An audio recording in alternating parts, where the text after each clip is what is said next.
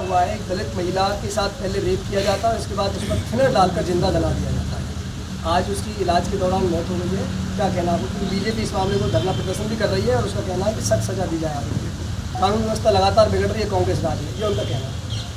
देखिए, इस तरह की घटना को अंजाम देने वाले लोग समाज के दुश्मन हैं, इंसानियत के दुश्मन हैं।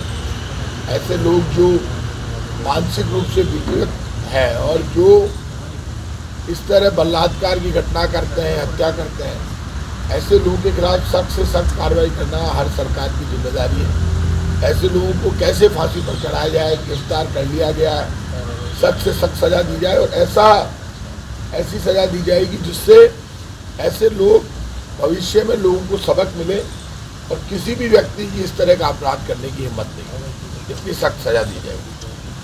आपके लिए चिंताजनक हो सकता है कि लगातार जो रेप केसेज है, महिलाओं के साथ छेड़छाड़ के मामले बढ़ते जा रहे हैं राजस्थान। देखिए, अपराध पूरे देश में, पूरी दुनिया में, राजस्थान में कहीं पर भी अपराधी अपराध करे उसके खिलाफ सख्त कार्रवाई करना हर सरकार की जिम्मेदारी है, हमारी जिम्मेदारी है। राजस्थान में अपराधियों के खिलाफ सख्त कार्रवाई की जा रही है, ये बात आप अच्छी तरह से जानते हैं।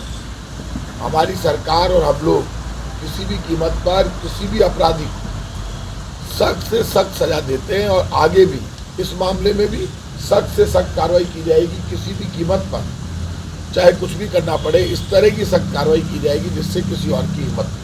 अभी भी पीड़ित परिवार जो है वो नौकरी और मुआवजे की मांग को लेकर के अड़ा हुआ है। डेड बॉडी अभी जो है वो जोधपुर के अस्पताल में ही है। देखिए, परिवार के ऊपर क्या बीतती है आप खुद अंदाज लगा सकते हैं।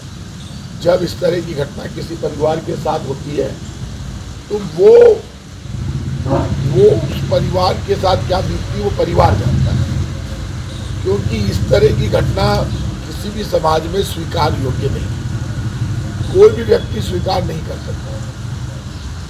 इस तरह की घटना को कहीं पर भी पूरे मानव समाज में कोई भी स्वीकार नहीं करता है। ऐसे लोगों को तो जल्दी से जल्दी फांसी पर चढ़ाया जाए, सख्त से सख्त सजा दी जाए, वो हर सरकार की, कोर्ट की, हमारी सबकी जिम्मेदारी। और ऐसे लोग बच नहीं सकते हैं, क्योंकि एक पड़ोसी इस तरह की हरकत कर दे, इससे बड़ा पाप कुछ नहीं हो सकता। ये बहुत बड़ा पाप है, इस तरह का पाप बर्दाश्त के योग्य नहीं।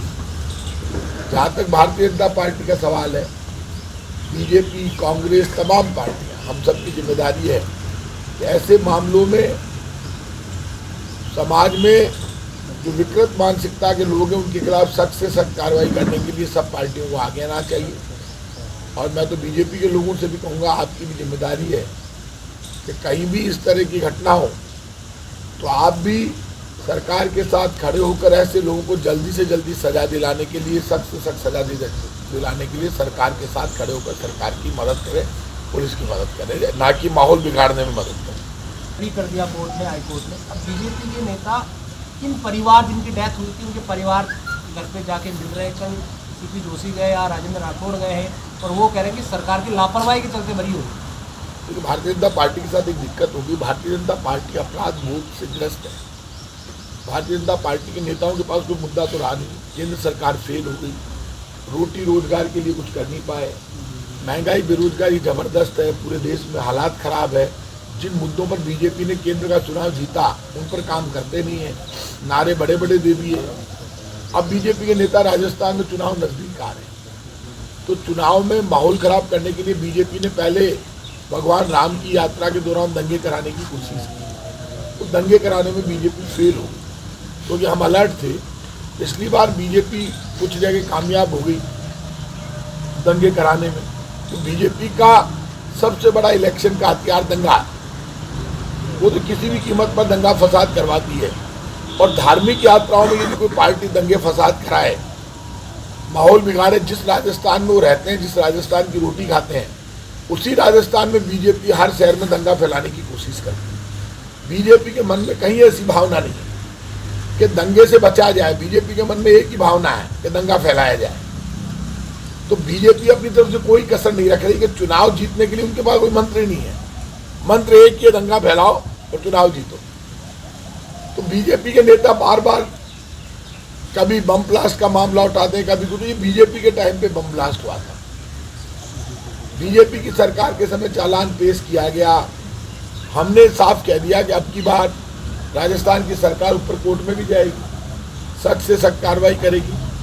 और अब वक्त आ गया जब बीजेपी कांग्रेस से ऊपर उठकर आतंकवादी घटनाओं के लिए लोकसभा में भी हमें बिल लाना पड़ेगा।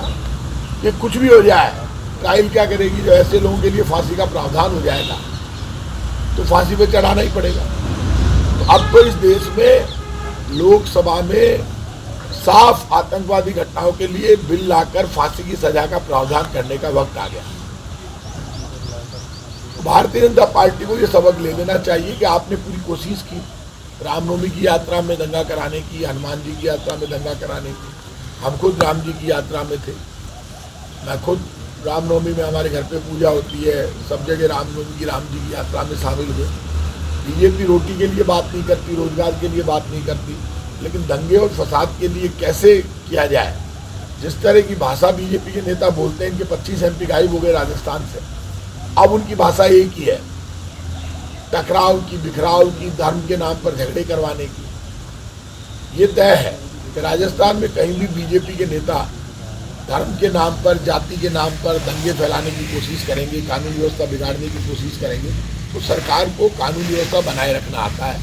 चाहे वो किसी भी पार्टी का नेता हो, यदि कोई कानून व्यवस्था बिगाड़ेगा तो उसके खिलाफ कार्रवाई होगी। इतना कह सकता हूँ तो मैं कछावा वंश का क्षत्रिय हूँ और इस बात का मुझे घमंड है कि मैं भगवान राम का वंशज हूँ। ये जो कान है, ये जो भावना है, ये जो सोच है, संतों की सोच तो ऐसी होती है कि जो जैसा सोचता है वैसा सुनाई देता है। मेरे सामने वो भोलेनाथ का मंदिर है, यहाँ पूजा होती है, रोज आप भी आते हो पूजा में। ये कहना कि मुझे क्या आवाज़ देती है, तो ये ऐसे संत जो कभी जाकर कहते हैं कि ये जो हरा झंडा लगा हुआ है इसको हम उखाड़ के फेंकेंगे, इसकी जगह हम भगवा झंडा लगाएंगे केसरिया। तो भाई साहब, ये भगवा झंडा केसरिया तो हमारा है, और हरा और भगवा दोनों मिलकर बीजेपी का झंडा बना है। हरा रंग बीजेपी के झंडे में भी है और केसरिया रंग भी है। आप हरे रंग को लेकर इतनी तकलीफ है तो बीजेपी के झंडे से हरा रंग आप निकाल दोगे क्या? और आपने, भगवान ने और यहाँ की जनता ने, कांग्रेस पार्टी ने जब, और पूरे देश ने, जो तिरंगा हमारी आन बान शान का प्रतीक है, उसमें सबसे ऊपर भगवा है। आन बान शान, बलिदान, करुणा और प्यार का प्रतीक है भगवा रंग। केसरिया सबसे ऊपर है तिरंगे, फिर सफ़ेद है, अहिंसा और शांति का प्रतीक है, फिर हरा है हरियाली और विकास का प्रतीक है। चक्र बीच में सबसे आगे लेके जाता है, उसमें भी भगवा और हरा साथ है सफ़ेद तिरंगे में। रंग का झगड़ा तो है ही नहीं कि नए नए संत आगे मेवाड़ की धरती पे जाकर कहते हैं बीजेपी के कार्यकर्ताओं को बीजेपी विकास के मॉडल पर, काम के आधार पर चुनाव नहीं जीत सकती। तो बीजेपी वही पुराने ढर्रे पर जा रही है और जाकर कई संत जो उनके कार्यकर्ता उनको भेज दिया, वो मेवाड़ की धरती पर जाकर कह रहे हैं ये हरा झंडा उखाड़ कर फेंक दो। तो आप मुझे बताओ, जहाँ से वो हरा झंडा उखाड़ना चाहते हैं वो कुंभलगढ़ फोर्ट केंद्र सरकार के अंडर में आता है। तो क्या बीजेपी ने नया एजेंडा बना लिया है क्या? कुंभलगढ़ फोर्ट तो केंद्र सरकार के अंडर में है। केंद्र सरकार के अंडर में वहाँ कोई हरे झंडे लगे हुए लोग पुराने रहते हैं वहाँ, और कौन लोग हैं वो? वहाँ भगवा हरा सब है। अब बीजेपी ने ये तय कर लिया क्या कि लोकसभा में तिरंगा नहीं लगने देगी, बाकी जो संस्थाओं पर तिरंगा लगता है वहाँ नहीं लगने देगी। तो बीजेपी ने ये तय कर लिया है। तो बीजेपी कब तो हरा रंग हटा रही है क्या अपने झंडे से? बीजेपी जो माहौल, रंग का झगड़ा नहीं है, झगड़ा वोट का है। तो बीजेपी जब जब चुनाव नजदीक आते हैं तो रंग के नाम पर, धर्म के नाम पर झगड़ा क्रिएट करती है। अब बीजेपी की पोल खुल चुकी है। प्रताप जी, भाई साहब, आपने जो बयान दिया इसके ये मायने है कि जो धीरेन्द्र शास्त्री ने वहाँ पर जाकर बयान दिया था वो बीजेपी से मतलब प्रोटेक्ट है? क्या बात कर रहे हैं आप? कोई आदमी रंग के नाम पर झगड़ा करवाने की बात कर रहा है। वहाँ पर जयपुर में, दिल्ली में, मध्य प्रदेश में, हरियाणा में जहाँ बीजेपी का राज है वहाँ भी, और उदयपुर में भी। आप मुझे ये बताओ, मैं राजपूत हूँ, मेरे से ज़्यादा हिस्ट्री जानते हैं बीजेपी के लोग। कुंभलगढ़ फोर्ट में, चित्तौड़ फोर्ट में किसको समझाया गया लोगों ने हिस्ट्री? महाराणा प्रताप ने जब युद्ध लड़ा हल्दी घाटी का, उनकी सेना का सेनापति हाकिम का सूरी एक मुसलमान पठान था, सेनापति, सेना का, उसके बाद जो उनका सेनापति बना, जब हाकिम का सूरी हल्दी घाटी के युद्ध में मारा गया, तो महाराणा प्रताप की सेना का सेनापति बना पीर का पठान, वही मुसलमान।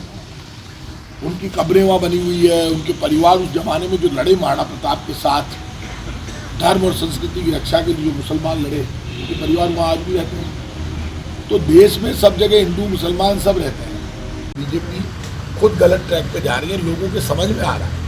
तो बीजेपी राहुल गांधी से डर रही है, घबरा रही है, इसलिए राहुल गांधी को चारों तरफ से घेर का है और कांग्रेस को और राहुल गांधी को कमजोर करना चाहती है। राहुल गांधी और कांग्रेस कमजोर होता है तो देश की जनता की आवाज़ कमजोर हो जाएगी। राजस्थान में चुनावी साल है तो चुनावी सर्वे भी कराया जा रहा है, ये बात निकल कर सामने आ रही है। मुख्यमंत्री अशोक गहलोत ने भी सर्वे कराया और उसमें कांग्रेस की सरकार बनती हुई नजर आ रही है। हालांकि वो सरकार बिल्कुल टॉप लाइन पे बनेगी, जो सीटें हैं वो 90 से 100 के बीच में हैं। तो आपने ये तो मान लिया सरकार तो बन रही है, ये सर्वे में बीजेपी वालों को समझाओ, सर्वे में तो सरकार बनती है, जनता की समझ में आ रहा है।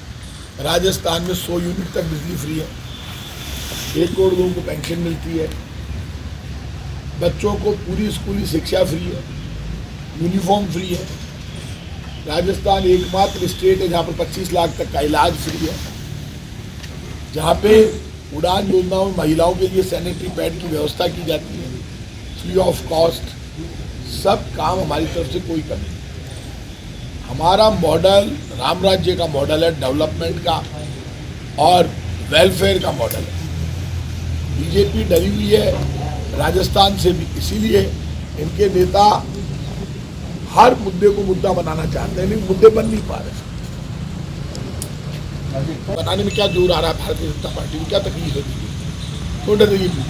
अडानी के मामले में केपीसी बनाने से बीजेपी इतना जबरदस्त हंगामा किया कि पहली बार ऐसा हुआ जब सरकार विपक्ष की भूमिका निभा रही है। राहुल गांधी, कांग्रेस और 18 दल बार बार कह रहे हैं कि जॉइंट पार्लियामेंट कमेटी बनाओ, अडानी घोटाले की जांच करा लो। घोटाला तो हुआ है, लोगों के लाखों करोड़ रुपए डूब गए, ये तो आप सब जानते हो। ऐसा पहली बार हुआ जब सरकार ने लोकसभा की कार्रवाई को रोका, नहीं तो सरकार कभी लोकसभा की कार्रवाई नहीं रोकती। पहली बार सरकार लोकसभा की कार्रवाई रोक रही। ज्वाइंट पार्लियामेंट कमेटी के मुद्दे पर बीजेपी डॉक पर आई है, सुन लेना आप। बीजेपी को जोर आएगा। पहले चुनाव कर्नाटक का है, कर्नाटक बीजेपी हारी, पूरे देश में बीजेपी की हार की शुरुआत होगी। जनता समझ गई, जब भी बीजेपी के खिलाफ कोई घोटाले का मुद्दा उठता है तो बीजेपी संविधान को कुछ नहीं समझती, लोकसभा को कुछ नहीं समझती, मनमानी करती है। और जो अपोजिशन पार्टी के नेता है उनके खिलाफ एजेंसियों को लगाकर डराकर देश का माहौल बदलने की कोशिश करती है। आप दूसरी कार्रवाइयों के जरिए जब जब देश में माहौल ध्यान डाइवर्ट करने की कोशिश करोगे, जनता का ध्यान डाइवर्ट नहीं होगा, जनता में ज़्यादा रिएक्शन खड़ा होगा। तो इस बार अडानी के मुद्दे पर बहुत ज़बरदस्त रिएक्शन है लोगों में, सब जानते हैं। और बीजेपी कुछ भी कर ले, बीजेपी बचने वाली नहीं है। लोगों में बीजेपी की पोल खुल चुकी है। लोग जान गए कि बीजेपी को ना गरीबी से मतलब है, ना भूख से, ना दर्द से, ना बेरोजगारी से। बीजेपी को किसी भी प्रकार से वोट के एजेंडे पर काम करना है, उसके लिए बीजेपी किसी भी हद तक जा सकती है। और वही प्लानिंग बीजेपी राजस्थान में कर रही है, वही प्लानिंग हर स्टेट में कर रही है। तो बीजेपी का जो एजेंडा है वो पब्लिक वेलफेयर और डेवलपमेंट का नहीं है। बीजेपी का एजेंडा सनसनी पैदा करके, माहौल क्रिएट करके सनसनी का, कि देखिए देश में क्या हो रहा है, सावधान हो जाइए। जैसे हॉरर फिल्में आती है वैसे बात करती है कि अब बच के रहना पड़ेगा। वो लोगों में डर पैदा करके वोट लेना चाहती है, लोगों में विश्वास पैदा करके बीजेपी वोट लेना चाहती है। बीजेपी देश के लोगों में डर पैदा करके वोट लेना चाहती है। जो पार्टी विश्वास, जनता में विश्वास पैदा करने की बजाय डर पैदा करके वोट लेना चाहती हो, वो पार्टी देश का भला नहीं कर सकती। आप इस मुद्दे पर मुद्दों को डाइवर्ट कर सकते हैं, लेकिन सच्चाई को नहीं छुपा सकते। देश जानता है घोटाला हुआ है, इसीलिए ज्वाइंट पार्लियामेंट कमेटी से बीजेपी बच रही है। बीजेपी तो ये बता दे क्या हुआ 15 लाख का, क्या हुआ 6 दिन का। नोटबंदी के बाद हालात सुधरे क्यों नहीं? ये फालतू की बातें बीजेपी जो करती है। और जिस तरह से आखिर बीजेपी घूम फिर कर पुराने एजेंडे पर आ गई, लेकिन ये अब लोगों के समझ में आ रहा है सर।